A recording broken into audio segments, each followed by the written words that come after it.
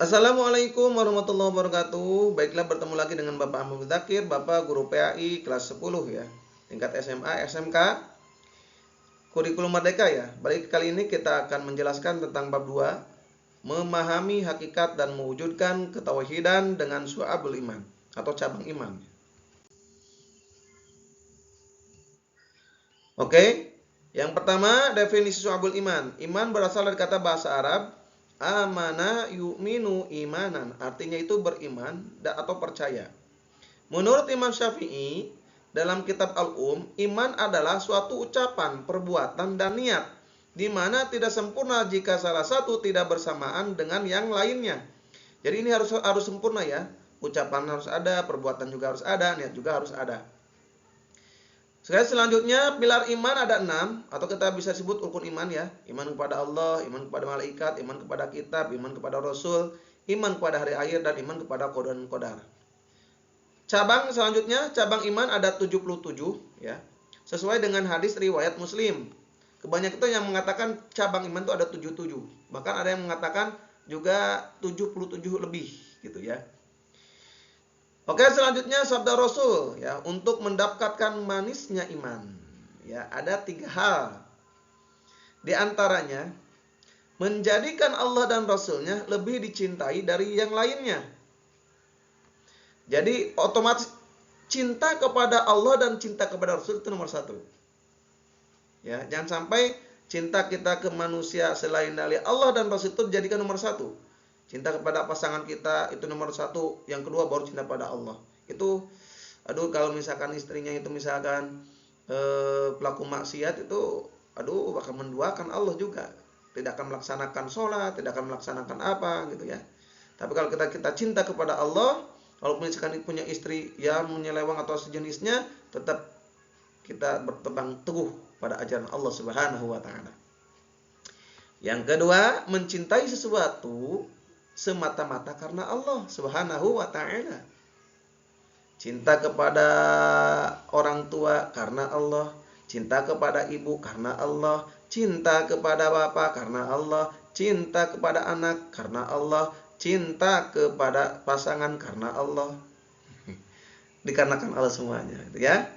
Dan yang ketiga, benci kepada kekufuran sebagaimana sebagaimana dia benci ketika dilemparkan ke dalam api neraka. Wa na'udzubillah min dzalik. Ketika kita misalkan melihat kekufuran ya, ada yang menyembah berhala, maaf saja ya, kita benci, ya Allah, sangat benci sekali. Karena itu kan menduakan Allah Subhanahu wa taala. Kita harus benci ya. Oke, untuk selanjutnya, macam-macam syu'abul iman. Ketika kita mau mempelajari ya tentang cabang iman, ada kitab ya yang menerangkan cabang iman tersebut. Yang pertama ada Subul Iman karangan Baihaqi radhiyallahu an.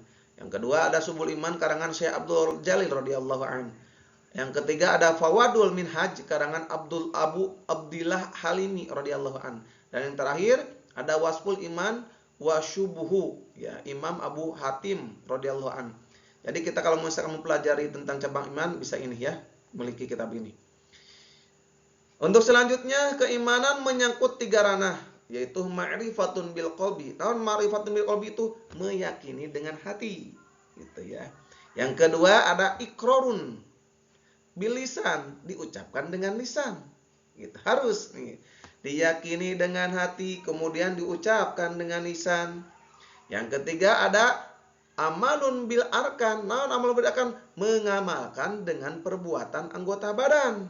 Misalnya, ketika kita mau zakat lah, zakat fitrah, kita kan meyakini, oh ini zakat itu ada perintah dari Allah, maka kita datang ke masjid, ke pengurus DKM. Kemudian kita melaksanakan namanya niat, diucapkan dengan niat. Pak DKM, ini saya mau zakat fitrah.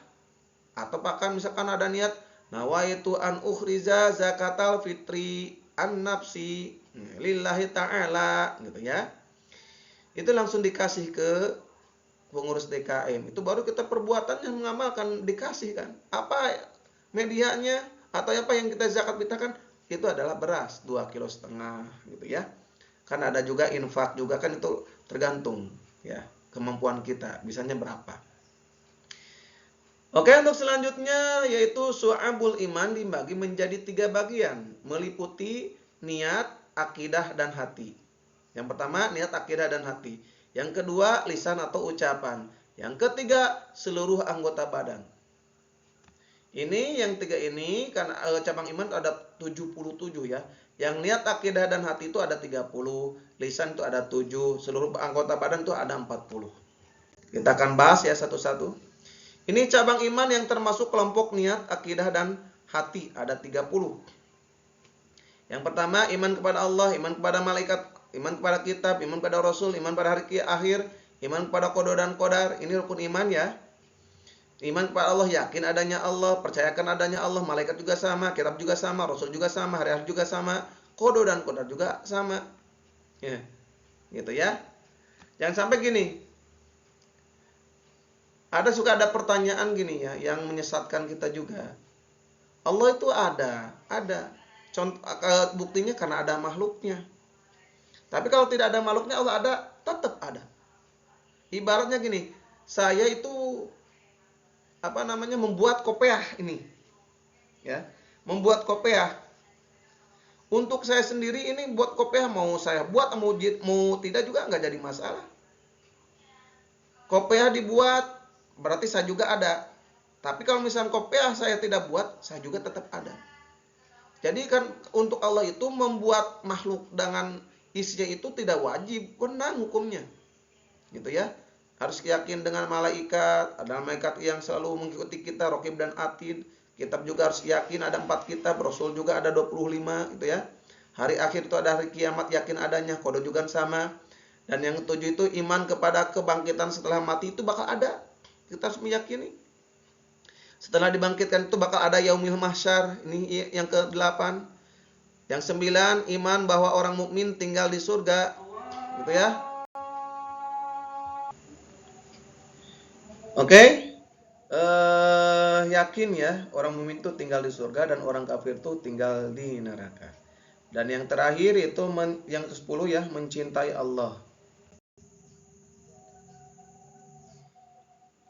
Oke, untuk yang 11, mencintai dan membenci karena Allah Subhanahu wa taala. Mencintai sesuatu karena Allah, membenci juga harus karena Allah. Yang ke-12, mencintai Rasulullah sallallahu alaihi wasallam dan memuliakannya, ya.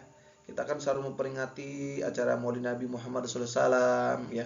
Isra Mi'raj juga sama gitu ya. Itu bukti kita cinta kepada Rasul. Yang ke-13, ikhlas. Ya, ikhlas, tidak ria. Kita melakukan hal ibadah itu ikhlas, bukan karena ria. Dan menjauhi sifat munafik, ya. Bohong, tidak menepati janji, tidak amanah, kita jauhi. Yang ke-14, bertobat dari dosa. Ya, ketika punya dosa, kita harus bertobat. Makanya selalu ketika habis sholat kan suka istighfar ya, dikirnya astagfirullahaladzim 3 kali. Bahkan Rasulullah SAW itu sehari ya sapoe saputing. Sehari itu Rasulullah itu bertobat atau mengucapkan istighfar itu ada yang menyebutkan 70 kali, 100 kali. Itu Rasulullah loh, bukan kita yang pekerjaannya selalu membuat dosa. Ya. STMJ salat, maksiat gitu ya. Yang 15, takut kepada Allah Subhanahu wa taala, takut akan azab Allah, ya. Takut gitu ya. 16, selalu mengharapkan rahmat Allah Subhanahu wa taala. 17, tidak terputus asa dari rahmat Allah Subhanahu wa taala. Yang ke-18, syukur terhadap nikmat. Nikmat yang kita rasakan saat ini kita syukuri, karena rumus syukur itu lihatlah ke bawah bukan lihat ke atas. Ya. Misalnya kita gajinya 2 juta, jangan melihat ke atas, ada teman kita gaji 3 juta, kita jadi kurang bersyukur. Tapi kalau kita lihat di bawah kita, ada yang masih di bawah gaji kita. Yang ke-19, menunaikan amanah, ini amanah. Yang ke-20, sabar. Ya, sabar kan banyak, sabar dalam taat, sabar dalam maksiat, dan sabar yang lainnya. Yang ke-21, tawadu. Yang ke-22, kasih sayang terhadap anak kecil. Rasul yang dicontohkan oleh Rasul. Jadi contoh sampai ketika ada anak kecil dinangisin, itu jangan. Kita sayangi anak kecil tersebut. Yang ke-23, ridho dengan takdir Allah SWT. kita takdir kita gini ya, ridhokan aja. Harus menerima dengan takdir kita. Jangan sampai kita tidak mau mengubah apa yang kita dapatkan oleh Allah, kita ubah.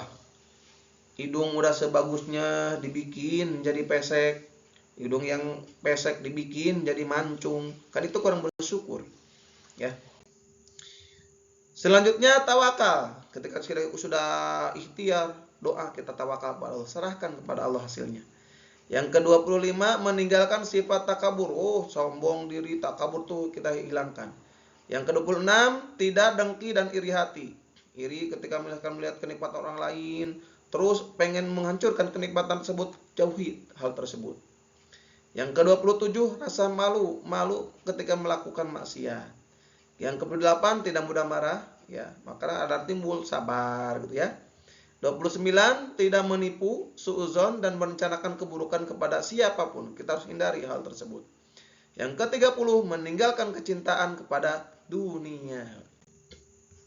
Baiklah, untuk cabang iman yang berkaitan dengan lisan ada 7. Yang pertama membaca kalimat thayyibah, kalimat yang baik, subhanallah, alhamdulillah, Allahu akbar, astagfirullah, dan yang lain-lainnya. Yang kedua membaca kitab suci Al-Quran, ya. Yang ketiga belajar menuntut ilmu, kalian sebagai siswa, itu termasuk rukun cabang iman, ya. Yang keempat mengajarkan ilmu kepada orang lain, seperti bapak yang mengajarkan ilmu untuk muridnya. Yang kelima berdoa, yang keenam berzikir kepada Allah, dan yang terakhir menghindari bacaan yang sia-sia, ya. Perkataan yang kotor, perkataan yang parah itu kita hindari, jauhi, jangan sampai kita mengucapkannya. Untuk yang terakhir cabang iman yang berkaitan dengan perbuatan anggota badan ada 40. Yang pertama ada bersuci, toharoh. Ya, ketika kita BAK harus gimana, BAB harus gimana, cara membersihkannya. Ketika kena najis harus gimana, gitu ya. Yang kedua menegakkan sholat wajib dan sunnah. Yang ketiga bersedekah, zakat, memuliakan tamu, dan membebaskan budak. Yang keempat menjalankan puasa wajib dan sunnah. Yang kelima melaksanakan haji bagi yang mampu. Yang keenam beriktikaf. Yang ketujuh menjaga agama dan bersedia hijrah. Yang kedelapan menyempurnakan dan menunaikan nazar, jatuh janji, gitu ya. Apabila misalkan kita ranking 1, maka mau gini, maka harus dilaksanakan. Yang kesembilan menyempurnakan menunaikan sumpah. Sumpah itu wallah billah, ya, saya tidak anu-anu terus mau ini, itu harus dilaksanakan, ya, harus tunaikan sumpahnya gimana. Yang ke-10 menyempurnakan menunaikan kafarat. Yang ke-11 menutup aurat. Aurat laki-laki dari mana? Laki-laki dari pusar sampai ke siku, ya, sampai ke tuur, ya. Terus perempuan itu seluruh anggota badan kecuali telapak tangan dengan muka, gitu ya. Yang ke-12 melaksanakan kurban bagi yang mampu juga, ya. Insya Allah kita mampu melaksanakan kurban, ya. Yang ke-13 mengurus jenazah. Yang 14 menunaikan membayar hutang nih, yang banyak hutang, bayar, itu termasuk iman. Yang ke-15 meluruskan muamalah dan menghindari riba nih, ya. Peminjaman di bank kan kebanyakan riba juga, ya. Kita meminjamkan orang lain uang 2 juta misalkan, jadi kembalian 2.500.000, tuh 500.000 itu adalah riba. Kita harus jauhi dengan harta tersebut. Yang ke-16 menjadi saksi yang adil, harus adil, ya, jangan sampai tergoda oleh uang, jadi tidak menjadi saksi yang adil, jadi bohong jadinya, jangan sampai ke hal tersebut, ya. 17 menikah, nikah termasuk iman juga. Yang ke-18 juga menunaikan hak keluarga, ya. Orang tua harus gimana, anak harus gimana, gitu ya.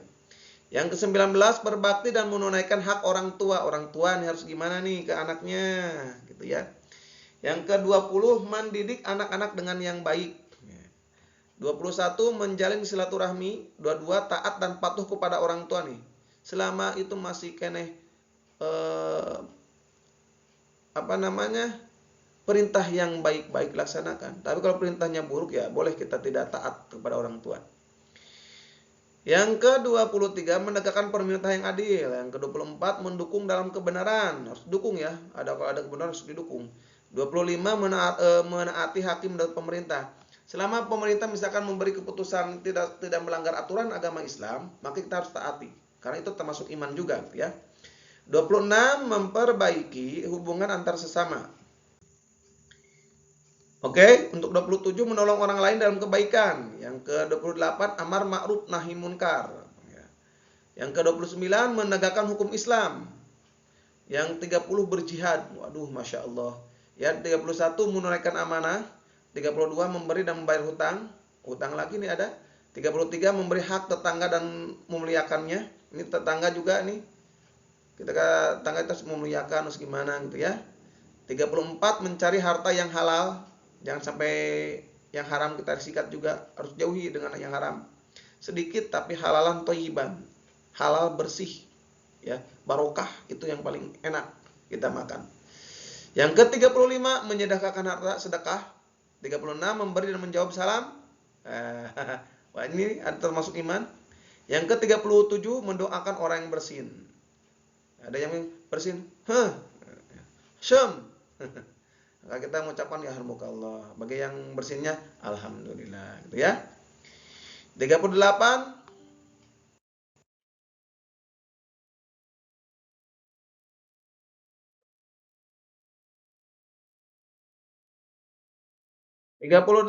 menghindari perbuatan yang merugikan.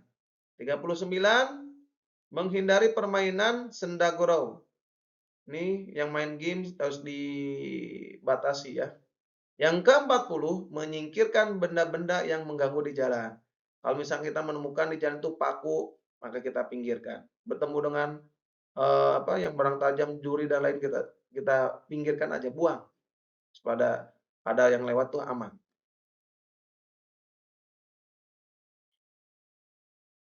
Oke, yang ketiga, tanda-tanda orang yang beriman di antaranya. Jika mendengar nama Allah, maka bergetar hatinya. Dan jika dibacakan Al-Quran, bergejolak hatinya untuk mengamalkannya. Ada tentang fastabiqul khairat, berbuat dalam kebaikan, dia semangat. Itu Quran dijelaskan oleh Quran surat Al-Anfal ayat 2. Ya. Yang kedua, senantiasa bertawakal setelah bekerja dan berdoa kepada Allah. Kita memiliki impian, ya, untuk menaikkan cita-cita kita. Kita bekerja dan berdoa, gitu ya. Berdoa kepada Allah, dan salah satu lagi, kita sudah bekerja dan berdoa, tinggal serahkan hasilnya kepada Allah. Indah insya Allah. Itu diterangkan oleh Quran surat At-Taghabun ayat 13. Yang ketiga, selalu tertib dalam menegakkan dan menjalankan sholat. Quran surat Al-Mu'minun ayat 2. Tertib, terus menegakkan, dan sampai kita meninggalkan sholat. Sedikit pun jangan sampai. Karena hal sesuatu apapun. Bahkan ketika sakit juga kita harus sholat. Yang keempat, menyedekahkan rezeki dan harta di jalan Allah Subhanahu wa Ta'ala. Setiap rezeki yang kita dapat itu ada hak fakir miskin. Maka kita sedekahkan. Sedikit atau banyak tergantung kemampuan kita juga. Ya. Ini ada di Quran surat Al-Anfal ayat 3. Yang kelima, menghindari perkataan tidak berguna. Ini Quran surat Al-Mu'minun ayat 3 sampai 5. Perkataan yang jorok, perkataan itu, perkataan sejenisnya itu hindari. Buang, ganti dengan perkataan yang baik. Qul khairun aw liyasmut. Berkata baik atau diam. Ketika kita tidak bisa berkata baik, lebih baik diam. Yang keenam, memelihara amanah dan menepati janji. Amanah, tepati janji. Ketika kita kasih amanah, maka jalankan amanah tersebut. Ketika kita berjanji, maka kita tepati janji. Quran surat Al-Mu'minun ayat 6. Dan yang ketujuh, berjihad di jalan Allah Subhanahu wa Ta'ala dengan jiwa dan harta yang kita miliki. Quran surat At-Taubah ayat 41. Sekarang kita misalkan saudara kita butuh di Palestina, ya, dengan tenaga kita gak bisa, hanya dengan doa, dengan harta atau yang kita sedekahkan untuk saudara kita. Atau lebih baiklah kita nyebutnya hadiah lah untuk saudara kita yang di Palestina. Semoga mereka baik-baik saja. Amin ya Allah ya Rabbal Alamin. Dan kemerdekaannya segera tercapai, diwujudkan oleh Allah Subhanahu wa Ta'ala. Baiklah, untuk selanjutnya Itu problematika praktik keimanan di sekitar kita. Menurut Abu Bakar bin Lal, berdasarkan hadis, ada 5 ujian keimanan. Yang pertama, ada mukmin yang saling mendengki. Aduh, masya Allah ya. Contohlah di sini kan persaingan politik, bisnis, dagang, tuh ya, yang tidak sehat, tidak jarang menimbulkan keinginan untuk saling menjatuhkan satu sama dengan yang lainnya. Sekarang kamu pemilihan presiden jangan sampai menjatuhkan antara calon satu ke calon dua, calon tiga, jangan sampai hindari hal tersebut. Ya, bisnis juga sama, dagang juga sama. Pokoknya harus fair lah, ya. Yang namanya rezeki itu sudah diatur, gitu ya. Yang kedua, kaum munafik yang membenci kaum mukmin. Contohnya permusuhan dan perpecahan di kalangan umat Islam akibat adu domba yang diciptakan oleh orang munafik. Tidak sedikit misalkan orang NU diadu dombakan dengan orang Muhammadiyah. Ada tokoh ilmu, tokoh Muhammadiyah itu dijelek-jelekan padahal bukan maksudnya dijelek-jelekan. Itu ada pihak ketiga yang tidak suka, akhirnya untuk mengadu domba itu harus kita hindari. Ya, jangan sampai terprovokasi, terpancing, gitu ya. Yang ketiga, ada orang kafir yang memerangi kaum mukmin. Kalau contoh besarnya itu kan orang kafir yang memerangi orang mukmin itu kan yang kita sekarang masih ada itu kan Israel dengan Palestina. Tapi kalau di sini kalau misalnya untuk kita sendiri gitu ya, untuk anak-anak ya siswa, perkembangan iptek, ilmu pengetahuan dan teknologi HP lah contohnya. Ada yang main game ini, ada game yang bagus, ada game yang jelek, ada game yang mengandung pornografi. Jadi tidak bisa memilah dan memilih game tersebut. Kalau gamenya bagus, maka silahkan laksanakan. Kalau gamenya jelek, maka tinggalkan. Itu saja itu ya. Yang keempat, tipu muslihat setan yang menyesatkan. Contoh, tingginya angka kriminalitas dan tindakan pelanggaran hukum. Kita lihatlah, berita-berita itu pasti ada setiap hari pembunuhan, pencurian, Masya Allah, mabuk-mabukan. Itu bukti setan itu nyata, ya, mengganggu kita. Semoga kita bisa terhindar dari setan, terhindar dari godaan setan. Amin ya Allah ya rabbal alamin.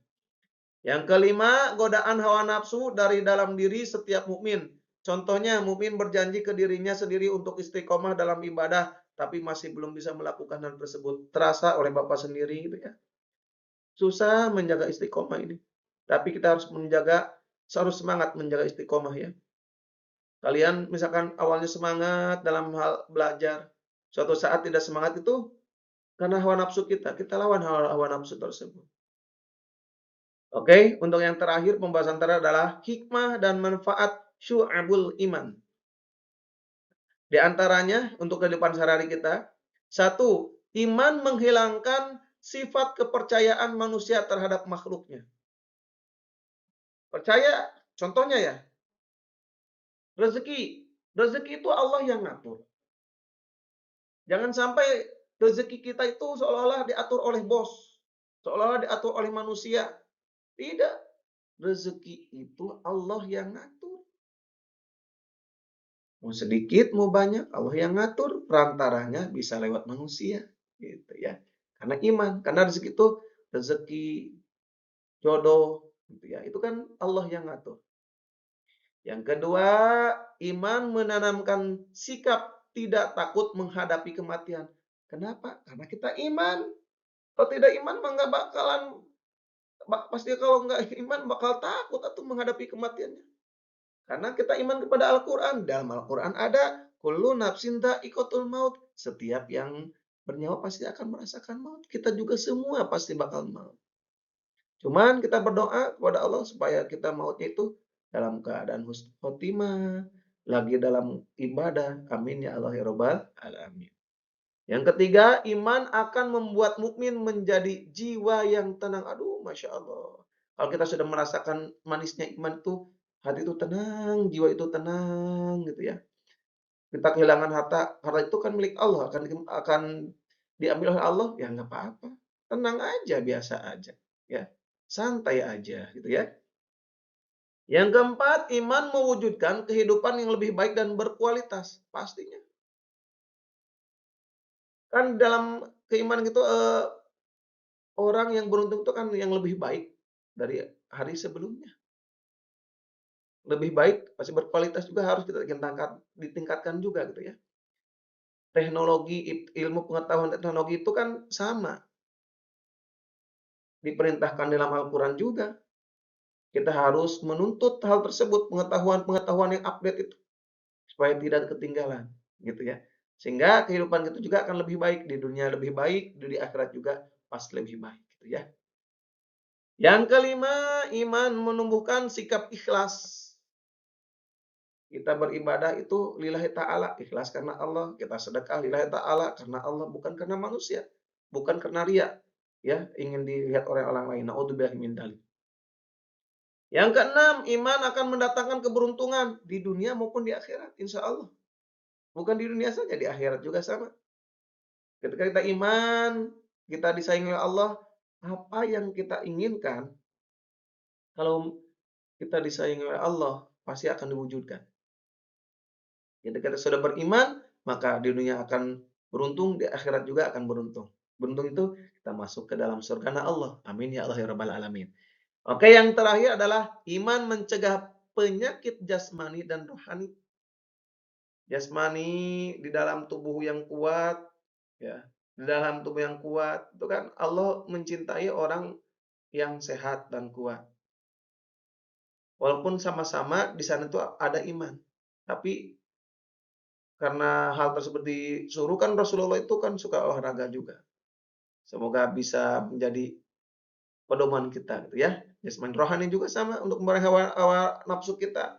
Iri ini masih bisa belum kita tinggalkan, terus ngomongin batur, ngerumpi. Tapi ketika kita sudah iman kepada Allah, kita hindari, oh ini tuh tidak boleh dilaksanakan, harus dibuang sifat iri ini. Dan lain-lain juga harus dibuang. Yang namanya sifat jelek itu harus dibuang. Penyakit rohani itu harus kita buang. Baiklah, itu yang bisa Bapak sampaikan. Semoga ada manfaatnya. Akhirul kalam. Wassalamualaikum warahmatullahi wabarakatuh.